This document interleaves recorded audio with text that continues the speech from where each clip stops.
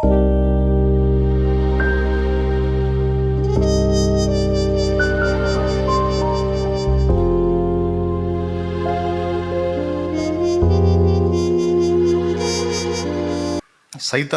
దేవుడి కాపీ కొడతా ఉంటాడు. అర్థమైందా? ఈ పాయింట్ మేజర్, బాగా గుర్తుపెట్టుకోండి. సైతానుగాడు అన్ని దేవుడి కాపీ కొడతా ఉంటాడు. మంచి కాపీయింగ్ మాస్టర్ అన్నమాట వాడు. వాడు కూడా వాడి కార్యాలు మన జీవితంలో నెరవేరడానికి మనలో వాడికి సంబంధించిన విశ్వాసాన్ని మొలిపించడానికి వాడు కృషి చేస్తాడు. అర్థమైందా? వాడు కూడా కృషి చేస్తాడు. వాడి కార్యాలు మన జీవితంలో నెరవేరడానికి వాడు కూడా మనలో ఏం పుట్టిటని ట్రై చేస్తాడు? వాడి కార్యాల విషయమైన విశ్వాసాన్ని మొలిపించడానికి ట్రై చేస్తాడు. ఇది వాడి గుట్టు. ఇప్పుడు ఇందులో మీకు ఒక విషయం చెప్తా. దేవుడు ఎలాగైతే భక్తులతో మాట్లాడి వాళ్ళని దర్శించి వాళ్ళకి స్వప్నాలు చూపించి దర్శనాలు చూపించి వాళ్ళకు వాక్కు వినిపించి ప్రేరణ కలిగించి రకరకాలుగా మాట్లాడి విశ్వాసాన్ని మొలిపిస్తాడని చెప్పుకున్నాం కదా. ఆ పద్ధతులని వీడు వాడతాడు మన విషయంలో. వీడు వాడి దేవుడు శుభకరమైన కార్యాల కోసం మనకు ఆ పద్ధతుల్లో మాట్లాడి మనలో విశ్వాసాన్ని మొలిపించడానికి దేవుడు ట్రై చేసినట్టే, వీడు దరిద్రపు కార్యాలు మనలో జరగటానికి వీడు కూడా ఆ పద్ధతుల్లో మనల్ని దర్శించి మనతో మాట్లాడి మనల్ని తప్పుడు త్రోవలోకి తీసుకెళ్ళి కీడు సంబంధమైన విషయాలు విశ్వసించేటట్టు చేసి ఆ నష్టాలు మన జీవితంలో తెస్తాడు వీడు. ఇది అర్థం కావడానికి చెప్తాను, అంటే మిస్ అవుతారేమోని దడదడగా చెబుతున్నాను అన్నమాట. అంటే దొంగ దొరికాడు, అందుకని వాడిని పట్టుకున్నాను కాబట్టి మీకు ఆ విషయంలో క్లారిటీ ఇవ్వాలని తపనగా ఉంది, అందుకని చెబుతున్నాను. ఎట్లా అంటే, ఇప్పుడు ఈ అమ్మాయి ఉంది, ఓ సోదరి. ఆమెకి పొద్దునే నిద్ర లేచింది. నైట్ నిద్రలో ఓ స్వప్నం కనపడింది. ఏం స్వప్నం కనపడిందంటే, ఓ పాము తనల్ని వెంటాడుతున్నట్టు, తనని ఇబ్బంది పెడుతున్నట్టు తనకి స్వప్నం వచ్చింది. ఈ స్వప్నం వచ్చినప్పుడు ఇక ఆమె లేచి కూర్చుంది. చాలాసేపు దాని గురించి ఆలోచించింది. ఏమని ఆలోచించింది అంటే, పాము కల్లో కనపడకూడదు, సర్పం కల్లో కనపడకూడదు. నాకు సర్పం కల్లోకి వచ్చింది. సర్పం కల్లోకి వచ్చింది అంటే మొత్తానికి ఏదో ఈరోజు జరగబోతుంది, మొత్తానికి ఏదో కీడు ఈరోజు జరగబోతుంది అని ఆలోచించడం మొదలుపెట్టింది. ఈరోజు మొత్తంలో ఒక కీడుని వాడు చేయాలనుకున్నాడు. వినండి, మన పట్ల ఒక కీడును జరిగించాలనుకున్నాడు శత్రు. ఆ కీడును జరిగించాలనుకున్నప్పుడు వాడేం చేశాడు? మనం ఏవైతే బాగా నమ్ముతామో ఆ రూట్లలో ఒకటి స్వప్నం. ఆ స్వప్నంలో వాడు మనం అనుమానించే సర్పాన్ని చూపించాడు. సర్పాన్ని చూపించి, ఇదిగో నీకు ఈరోజు స్వప్నంలో పాము కనపడింది కనుక, కీడు సంబంధమైనవి కనపడ్డాయి కనుక, ఇదిగో నీకు ఇలాంటివి జరగబోతున్నాయి, ఈరోజు రేపేదో జరగబోతుంది అన్నట్టుగా ఒక విశ్వాసాన్ని మొలిపిస్తాడనమాట వాడు. ఇక నిద్ర లేచిన కాడి నుంచి ఏ పని చేస్తానో పక్కన ఏం కొడుతుంటుంది? పాము కనపడింది, ఏదో జరగబోతుంది. లేకపోతే కుక్క కనపడింది, ఏదో జరగబోతుంది. నక్క కనపడింది, ఏదో జరగబోతుంది. పంది కనపడింది, ఏదో జరగబోతుంది.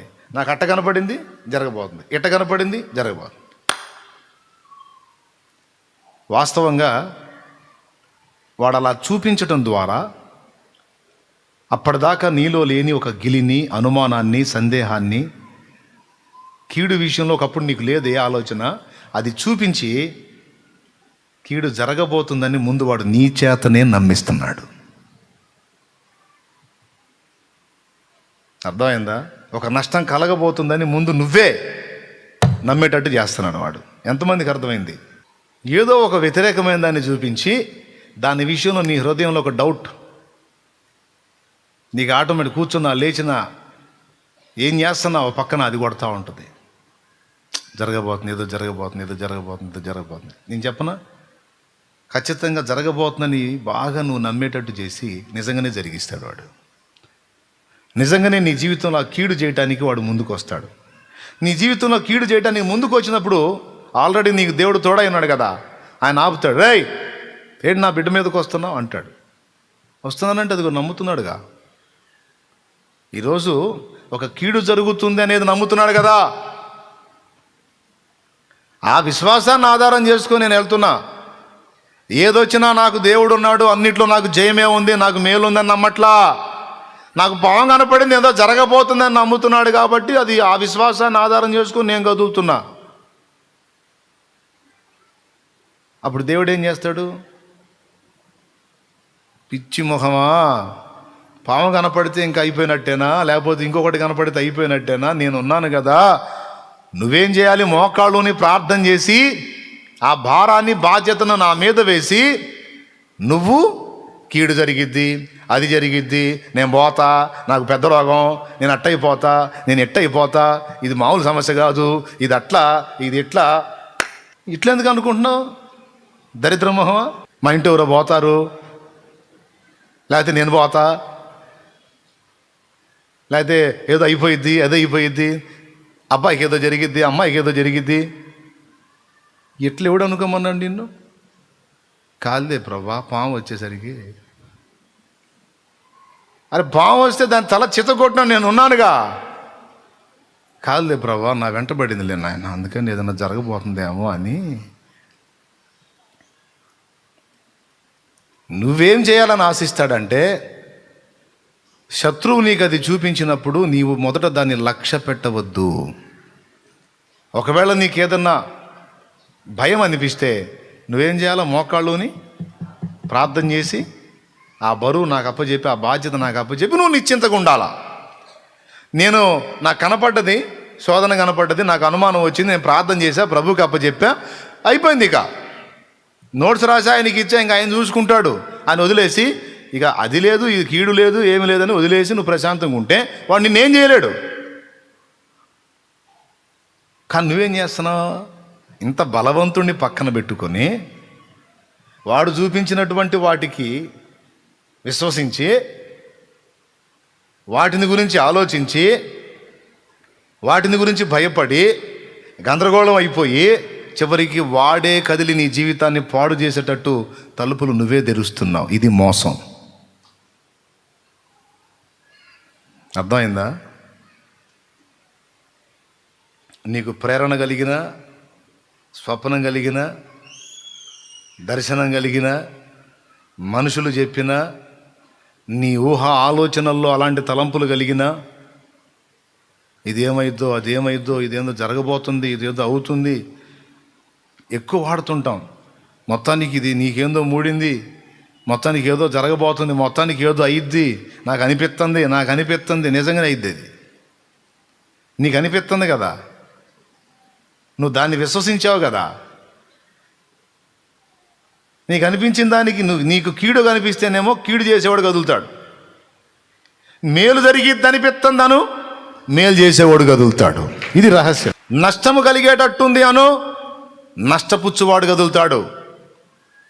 ఏం కాదు, జీవము గల నా దేవుడు ఉన్నాడు, ఒకవేళ నష్టం అనేది వచ్చినా అది కూడా నాకు లాభంగా మార్చగల దేవుడు ఆయన కదులుతాడు. సాతాను కూడా మనలో విశ్వాసాన్ని మొలిపించడానికి ట్రై చేస్తాడు. ఏ విశ్వాసము తెలుసా? వాడి కార్యాలు. దేవుని పట్ల అవిశ్వాసం మొలిపించి, వాడి కార్యాల పట్ల విశ్వాసాన్ని మొలిపించి, వాడి ఎన్ని మనలో నెరవేరేటట్టు వాడు దుర్మార్గం చేస్తాడనమాట. మన మైండ్తో గేమ్ ఆడతాడు వాడు. అది మన ఆలోచనలతో ఆడుకుంటాడు, మన ఆలోచనలను వాడుకుంటాడు. దేవుడైనా అంతే. దానికి పునాది ముందే చెప్పా. పిరికోడిని మొనగాణి చేయాలనుకున్నాడండి దేవుడు. పిరికి వాడిని మొనగాణ్ణి చేయాలనుకున్నాడు దేవుడు. అందుకుగాని ఏం వాడాడు?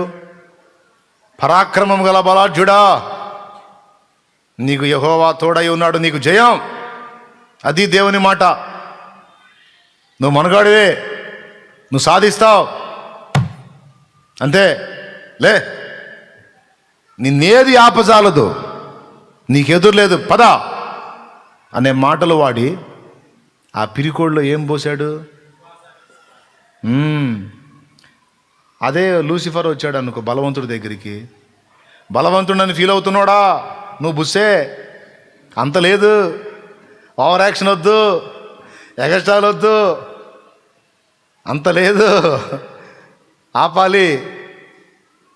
దిగజారాలంటే అయ్యేగా వాడాలి వాడు. నువ్వు గెలిచేదేం ఉండదు, నీ బతుకు అయిపోయింది. నువ్వు బాగుపడేదేం ఉండదు, నీకు స్వస్థత వచ్చేదేం ఉండదు, నీ రోగం తగ్గేదేం ఉండదు, నీ అప్పులు తీరేదేం ఉండదు, నీ కష్టాలు పోయేదేం ఉండదు, ఇంకా ఎక్కువే. ఎటుపక్క నుంచి వచ్చింది, వస్తే ఏది మరి సమాధానం? ఎటుపక్క నుంచి వచ్చింది సాయం, వస్తే ఏది మరి? దేవుడు కార్యం చేస్తే ఏడుంది? ఏం లేదు. ఓకే, దాన్ని నీవు నమ్మేటట్టు వాడు మొలిపిస్తాడు విశ్వాసాన్ని. నిజమే అన్నావంటే చాలు, ఇక వాడు ఎంటర్ అవుతాడు. వాడు ఏమేమైతే పలికాడో అవన్నీ వాడు నెరవేరుస్తాడు. వాడు ఎప్పుడన్నా నీకు దీవెనలు పలుకుతాడా? నోరు జారి పొరపాటున జారిపోయి పలుకుతాడా?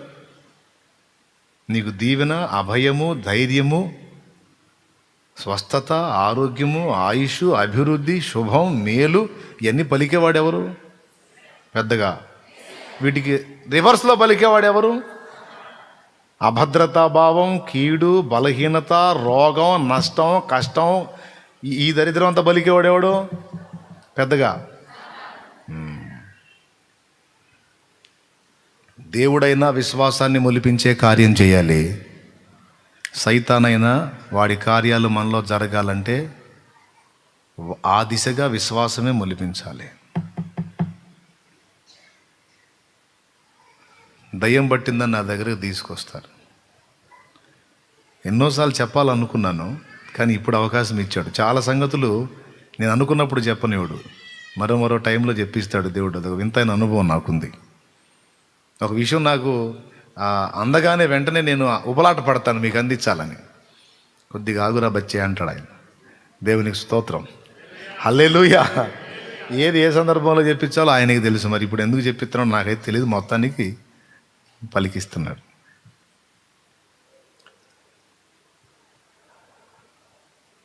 కొన్నిసార్లు ఎక్కడొచ్చాగా ఒక పాయింట్ ఎత్తాను. దయ్యం పట్టిన వ్యక్తిని తీసుకొస్తారు నా దగ్గరికి.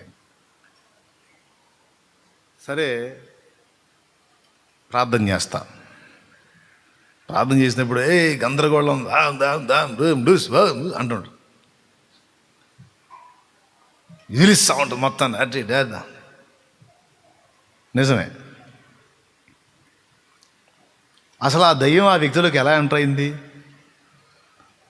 విశ్వాసమే ఆధారం. అర్థమైందా? విశ్వాసాన్ని ఆధారం చేసుకొని అది ఎంటర్ అయింది.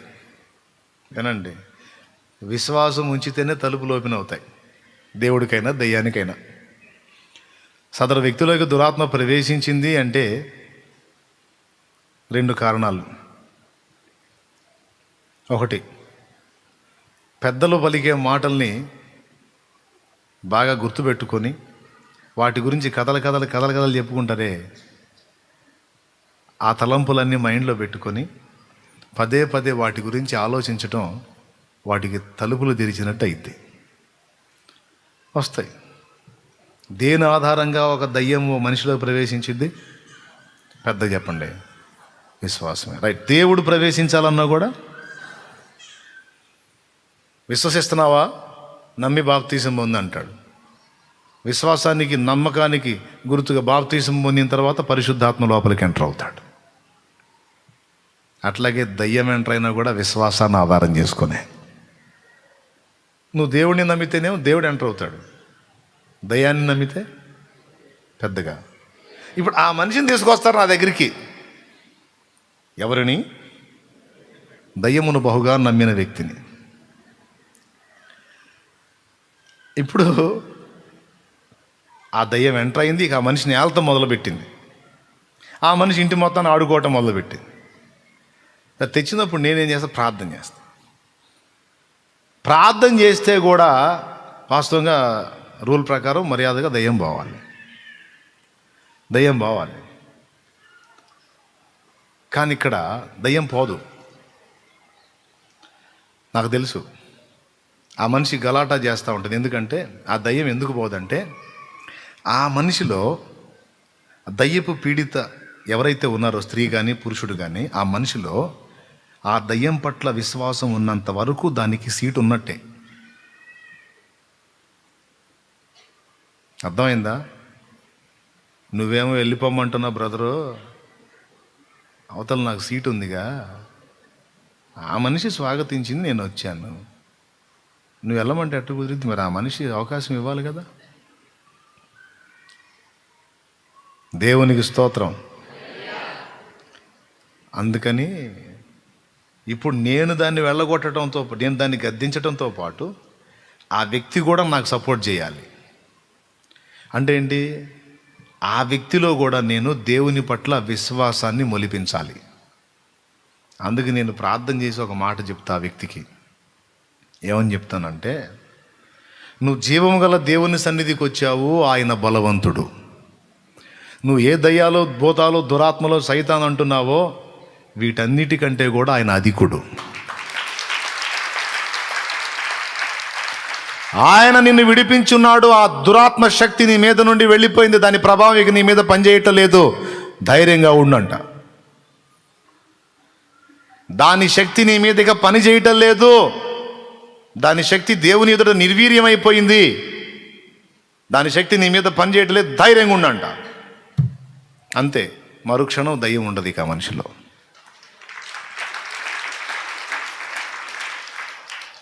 నేను చెప్పింది ఏమని అర్థమైందా?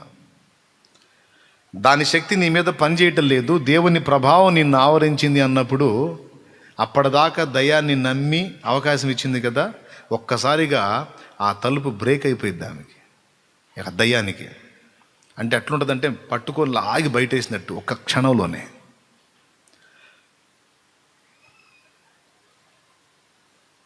ఎప్పుడైతే ఆ మనిషికి దేవుని పట్ల విశ్వాసం కలిగి దయ్యపు శక్తి పోయింది నా మీద నుండి అనే నమ్మిక కలిగిందో, ఇక దాని ప్రభావం ఆ మనిషి మీద పనిచేయదు. విశ్వాసం ఉంచితే కదా పనిచేయటానికి. ఆ దయ్యం మీద ఆమె పెట్టుకున్న విశ్వాసాన్ని నేనేం చేశాను? దేవుని మాటతో విరగొట్టా. ఆ కనెక్షన్ని కట్ చేశా. ఇప్పుడు ఆ దయ్యం శక్తి పనిచేసిద్ది ఆ మనిషి మీద? ఎందుకు పనిచేయదు? ఇంతకుముందు పనిచేసింది, ఇప్పుడు ఎందుకు పనిచేయట్లేదు? ఇంతకుముందు విశ్వాసం ఉంచింది, దాని పవర్ ఆ మనిషి మీద పనిచేసింది. ఇప్పుడు ఆ దయ్యాన్ని నమ్ముట అనే దాన్ని నేను కట్ చేశాను. కట్ చేసి ఆ వ్యక్తి కనెక్షన్ దేవునితో కలిపా. ఇటు పక్క నుంచి దేవుని వైపు నుంచి పవర్ ఎంటర్ అవుతుంది. ఇక దయ్యం ఎన్ని తిప్పలు పడ్డా ఎంటర్ కాదు. అయితే మనుషుల్లో కొంతమంది విచిత్రమైన మనుషులు ఉంటారు. ఈ వచ్చిన వాళ్ళు బాగానే ఉంటారు, కానీ పక్కన వాళ్ళు ఉంటారు మెంటల్ క్యాండిడేట్లు. నేను ఆ దయ్యం కనెక్షన్ కట్ చేసి దేవుని కనెక్షన్ లింక్ చేసి బయట పంపిస్తే, ఇంటికి పోయినాక ఆ మనిషికి మళ్ళా నేను లింక్ చేసిన దేవుని కనెక్షన్ తీసేసి మళ్ళీ దయ్యపు కనెక్షన్ వీళ్ళు కలుపుతుంటారు అన్నమాట. ఎట్టగలుగుతారు తెలుసా? ఏం దేవుడు ఏం ప్రార్థనో కానీ అసలు అది మామూలు శక్తి కాదంట, చాలా పెద్దదంట, చాలా గొప్పదంట, తేలిగ్గా వదలదంట, వెంటబడి వచ్చిద్దంట. ఇట్లాంటి మాటలు మాట్లాడినప్పుడు ఆ మనిషికి ఏమైంది? మళ్ళీ అంతకుముందు ఒకంత కొట్టింది, ఇప్పుడు 4 ఇంతలు కొడుతుంటుంది మొత్తాన్ని కలిపి. కానీ తన్నులు తినే వ్యవహారాలు. అర్థమైంది నేను చెప్పింది? దేవునికి స్తోత్రం కలుగును గాక. హల్లెలూయా. దేన్ని ఆధారం చేసుకొని నిన్ను దెబ్బతీయాలని వాడు స్కెచ్ గీసిన, దేవుని అందలి నీవు ఉంచిన విశ్వాసపు శక్తి ఫలితంగా వాడు కల్పించే కీడులన్నీ నీవు విఘ్నపరచగలుగుతావు, దెబ్బతీయగలుగుతావు. అక్కడ సూక్తులు రాసి ఉంటాయి. ఆ సూక్తుల్లో ఒక సూక్తిని చదవండి. ఆ మాట ఉందో లేదో తీసేశారో తెలియదు. మన విశ్వాసపు మాటల చేత దేవుని యందలి మన విశ్వాసపు మాటల చేత అపవాది క్రియలను ఓడించగలము అన్నాడు ఒక భక్తుడు.